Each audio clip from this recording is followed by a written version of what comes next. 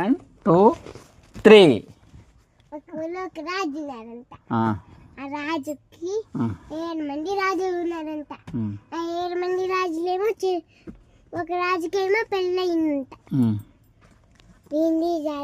రాజుకేమో అప్పుడు పెళ్ళయినాక చెరువుకి పోయినారంట.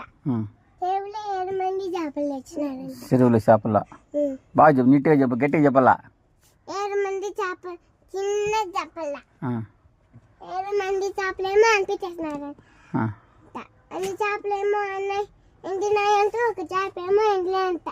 అప్పుడు ఒక రాజు వచ్చి చేప చేప ఎందుకు ఎండండి, గడ్డిలో మందం వచ్చినారు, గడ్డి మామ నువ్వు ఎందుకు గడ్డం వచ్చినావు అన్నావు మేళ.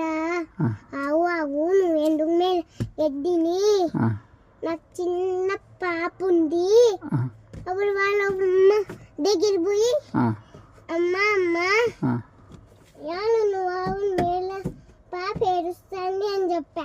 అమ్మ వాళ్ళమ్మ అప్పుడు అవరాజు పాప దగ్గర పోయి పాప పాప నువ్వు ఎందుకు ఏడుస్తాను, నా చీమ కుట్టింది, చీమ చీమ నువ్వు ఎందుకున్నావు, నాకు నా బంగారు పుట్టేరు పెట్టి